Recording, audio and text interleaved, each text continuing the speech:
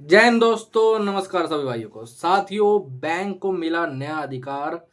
अब recovery agent daily घर आएंगे। जी हाँ दोस्तों, आप लोग बिल्कुल सही सुन रहे हो। आज दरअसल हुआ क्या कि मेरे एक सब्सक्राइबर थे, वो उन्होंने हमसे कॉल बुक करी और उन्होंने थोड़ी बातें बोली और उन्होंने बताया कि सर एक पर्टिकुलर एनबीएफसी है, ठीक है, एक ऐप लोन वाली एनबीएफसी है जिससे मेरा बहुत ज़्यादा लोन है, लमसम 3.5 लाख रुपए का लोन उस एनबीएफसी से उनका चल रहा था, ठीक है। तो उन्होंने बताया कि सर वो एनबीएफसी वाले मुझे डेली परेशान करते हैं, कभी कॉल पे कभी घर पे आके, और ये लोग संडे को भी होम विजिट कर रहे हैं, ठीक है। जब मैं इन पे आईडी कार्ड और बाकी सारी चीज़ें पूछता हूँ तो बोलता है कि जाके आप देखिए, कोर्ट की जजमेंट देखिए या फिर आप नई गाइडलाइंस पढ़िए, उसके अंदर आप लोग देखोगे कि बैंक को अधिकार मिल चुका है कि बैंक कभी भी आपके घर आ सकता है किसी भी दिन, संडे या फिर कोई भी त्योहार वगैरह मायने नहीं देता है। तो मैंने उनसे बात करी, मैंने उनको समझाया सारी बात कि देखिए ऐसा कुछ नहीं है, ये सब सिर्फ डराने के लिए कहा जाता है, आप अपने राइट्स के ऊपर मानिए। लेकिन वो जो सब्सक्राइबर थे उनको इतनी ज़्यादा सोच, आप लोग एक चीज़ सोचो, उनके दिमाग के अंदर डर रिकवरी वालों ने इतना ज़्यादा भर रखा था कि अब मुझे कम से कम आधा घंटा लग गया उन्हें बेसिक समझाने में कि ऐसा कुछ नहीं होता, ये सारी चीज़ें। होता क्या है दरअसल, ये जितने भी रिकवरी वाले हैं ये अक्सर आप लोगों को नए रूल्स, नई चीज़ें या फिर नोटिस वगैरह भेज के डराते हैं, आपके माइंड के अंदर डर क्रिएट करते हैं। अब जो रियल रेगुलेशन है आरबीआई की, वो तो कहती है कि भाई साहब कोई त्योहार वाले दिन घर आना तो छोड़ो, आपको कोई रिकवरी वाला कॉल तक नहीं कर सकता, समझे। सुबह 8 बजे से लेके शाम के 7 बजे तक का टाइम दे रखा है कि इस बीच में ही कॉल कर सकते हैं, इसी बीच में विजिट कर सकते हैं। किसी भी संडे वाले दिन विजिट नहीं कर सकते, किसी भी संडे वाले दिन कॉल नहीं कर सकते हैं, किसी भी त्योहार वाले दिन विजिट नहीं कर सकते हैं, किसी त्योहार वाले दिन कॉल नहीं कर सकते हैं। जिस भी दिन हमारे इंडिया के अंदर नेशनल हॉलिडे चल रहा होगा उस दिन आपको ना तो कॉल आने चाहिए, ना ही आपके घर पे विजिट होनी चाहिए। बट वही बात है, ये साले 10वीं फेल रिकवरी एजेंट, इन्हें इस बात का कहाँ पता होगा। डीआरए की ट्रेनिंग तो छोड़ो, इन्होंने नॉर्मल जो कहते हैं ना कि ऐसे ही इनका रेज्यूमे देख के आज नौकरी पर रखा गया है, कल कंप्लेंट होगी तो कल इनको निकाल दिया जाएगा, ऐसे बेसिस पे रखा जाता है। कंपनीज जो होती हैं, जो एनबीएफ जो अपना थर्ड पार्टी रिकवरी एजेंसी होती है, वो इन्हीं की आईडी पर सिम भी निकलवा देती है। आप लोग बोलते हो ना कि सर मैं कंप्लेंट करता हूँ तो अगर किसी और की सिम निकलती है, फिर ऐसा होता होता क्या है दरअसल, हम मेनली ये जो सिम से आपको कॉल आते हैं ना नॉर्मल नंबर से, वैसे तो आपको लैंडलाइन नंबर से ही कॉल आने चाहिए। बट होता क्या है कि इन लोगों ने जैसे कोई एजेंसी ओनर है या फिर एजेंसी का टीएल है, जो भी रिकवरी वाला वो रख रहा है, उसकी आईडी पे एक दो सिम निकलवा ले रहा है और उसी सिम को लगवा दे रहा है, समझ लो। कंप्लेंट होगी, बंद करके तोड़ के फेंक देते हैं, ऐसा होता है। तो अब इसको किस तरीके से रोका जाए, तो मैं ये भी बता देता हूँ आप लोगों को। इसको रोकना बहुत ज़्यादा आसान है।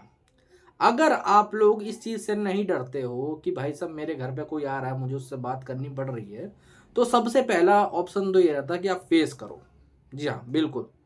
अगर आप फेस कर पा रहे हो रिकवरी वाले को तो सबसे बढ़िया ऑप्शन ये रहता है, आ रहा है ID card, authorisation letter, DRA का सर्टिफिकेट मांगो। दो से ज़्यादा बंदे आपके घर नहीं आ सकते कभी भी, पहली बात तो जान लो।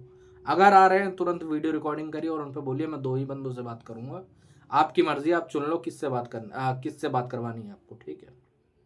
बाकी जो दो हैं उनको मैं मुंह लगाना भी नहीं चाहता और उनको साइड खड़ा करो, वहां दूर खड़ा कर दो, मैं इन दो से ही बात करूंगा। क्योंकि आरबीआई की जो गाइडलाइंस है उसके अंदर सीधा क्या गया, या तो दो रिकवरी वाला एजेंट, या तो एक रीजनल मैनेजर या फिर जो भी टीएल इनका होता है वो, और एक रिकवरी एजेंट होने चाहिए, इससे ज़्यादा लोग नहीं होने चाहिए, सीधी सी बात है। विजिट करने से पहले आपको या तो फ़ोन पे इन्फॉर्म करा जाएगा या तो आपको मैसेज डाला जाएगा, और दूसरी बात आपसे कंफर्मेशन ज़रूरी है कि हम आए या ना आए। कई रिकवरी वाले बोलते हैं ना कि हमने तो कॉल करा था फिर हम आए। अरे मेरे भाई, कंफर्मेशन लेना जरूरी है। अगर कस्टमर मना कर रहा है कि भाई मेरे घर मत जा, मैं वहां पर नहीं हूँ, तो नहीं जा सकते। अक्सर ये लोग जानबूझ के जाते हैं, जैसे मान लो आप जॉब वगैरह पे होंगे ना, तो जानबूझ के आपके घर पे खड़े हो जाएंगे जाके कि भाई साहब आप यहाँ पर आओ, बात करो, ये करो, फलाना टाइम करना, ताकि फैमिली को परेशान कर सके। ऐसे में सबसे बढ़िया तरीका तो ये रहता है कि इनको मुंह पे इनको फेस करो, इनको सीधे ये सारी चीज़ें मांगो। नहीं दिखाते हैं, अपनी जेब से अपना फ़ोन निकालो, कैमरा आगे करो, सबकी शक्लें दिखाओ, सब पे उन पे रिकॉर्डिंग पे आप लोग क्या गलती करते हो ना, बात करोगे लोन के बारे में कि मैं अभी नहीं भर पाऊंगा, ये फला, ये नहीं पूछना। लोन का मैटर जो है वो तो है, चलो मैं मान गया, कोई बात नहीं, जो लोन है आपने लिया है, आप अभी नहीं भर पा रहे हो, आगे चल के सेटलमेंट करोगे या भरोगे, आपकी मर्जी है, कोई दिक्कत वाली बात नहीं है। बट उनके जो राइट्स हैं, अगर आपने जब लोन लिया था आपने आईडी कार्ड दिखाया, आपने पैन कार्ड दिखाया, आपने सारी चीज़ें दिखाई, सैलरी स्लिप दिखाई, उसके बाद आपको लोन मिला, तो अब जो आरबीआई ने मैंडेटरी कर रखा है वो डॉक्यूमेंट आपसे उनसे मांगोगे।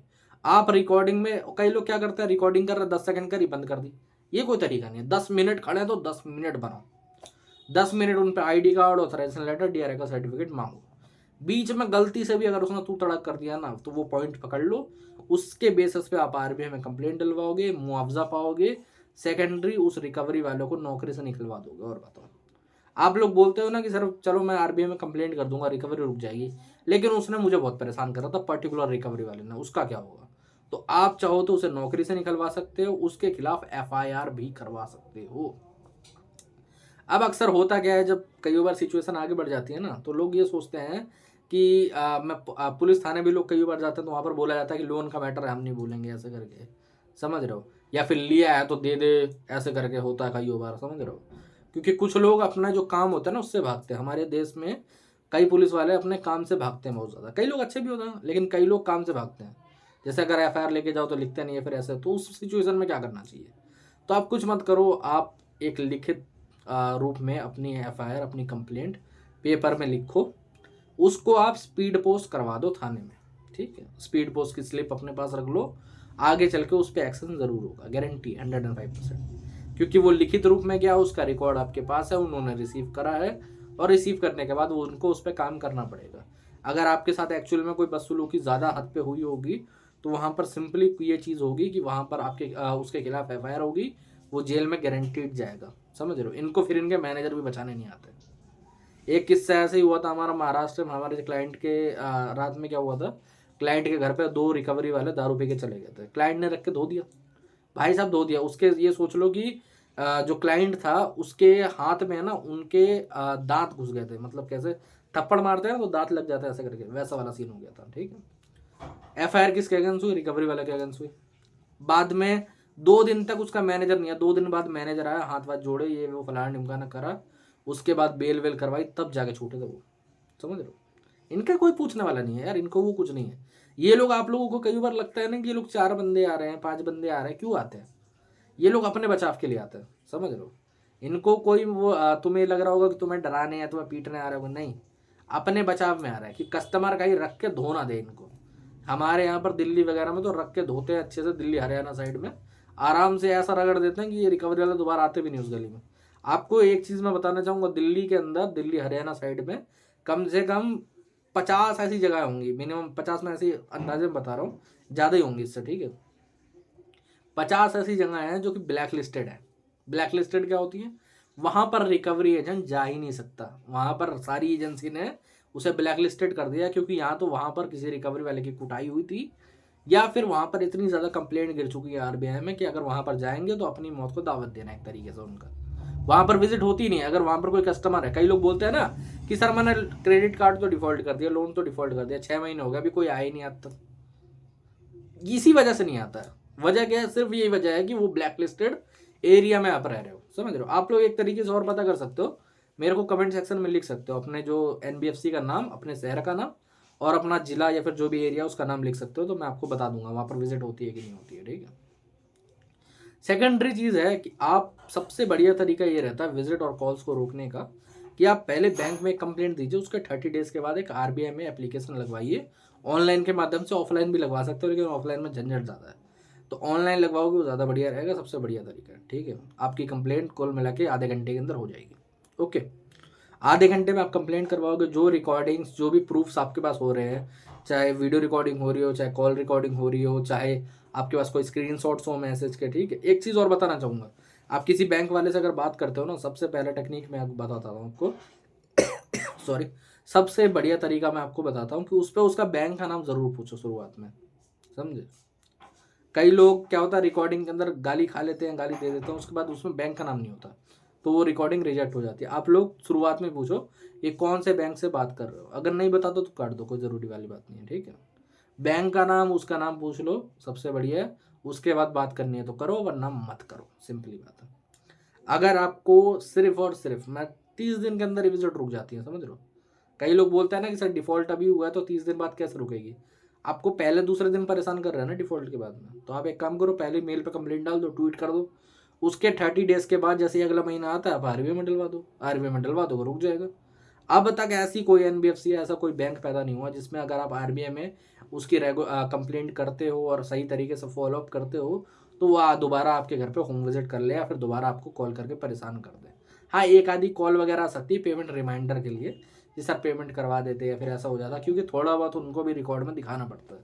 दरअसल होता क्या है कि जो एजेंसीज है, आरबीआई ने एक रूल लगा रखा है, जितनी भी रिकवरी एजेंसीज है अगर उनमें आई गेस मेरे हिसाब से 3 कंप्लेंट का सब सिस्टम है, ठीक है।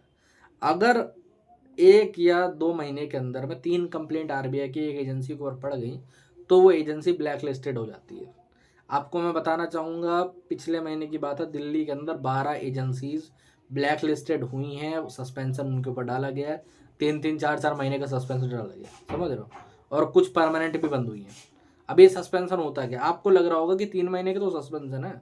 अरे मेरे भाई, 3 महीने के सस्पेंशन में आपको एक बात बताऊं, 3 महीने के सस्पेंशन में मान लो उस रिकवरी एजेंसी में कम से कम 100 लोग काम कर रहे हैं, 50 काम कर रहे हैं, सबकी नौकरी गई और एजेंसी ओनर को जितना पैसा आ रहा था सब बंद, सब खत्म, सारे कॉन्ट्रैक्ट टूट जाएंगे, सब कुछ खत्म हो जाएगा, क्योंकि बैंक को भी तो काम करना है ना। अगर उसके पास ये एजेंसी नहीं तो वो उसे हटा के दूसरी एजेंसी लेगा, सिंपली ये बात होगी। तो इसीलिए डरे घबराए बिल्कुल ना, टेंशन बिल्कुल ना ले, इनके झांसे में बिल्कुल ना आए, मेंटली बिल्कुल प्रिपेयर रहे, मेंटली डरे घबराए ना। अगर डर लग रहा है, वैसे तो मैं 90% डर आप लोगों को निकाल देता हूँ अपने वीडियो के माध्यम से, बट अगर 10% भी डर है तो उसको भी निकाल फेंको, आपका भाई यहाँ पर बैठा हुआ है। और दोस्तों, आज के वीडियो में इतने। अगर वीडियो अच्छा लगा हो तो चैनल को सब्सक्राइब कर लेना। और हाँ, अगर हमसे जुड़ना चाहते हो, हमसे बात करना चाहते हो, तो ऊपर नंबर आ रहा है, व्हाट्सएप पर मैसेज कर सकते हो, ठीक है। व्हाट्सएप के माध्यम से हमसे जुड़ सकते हो। तो दोस्तों, आज के वीडियो में इतना ही। जय हिंद।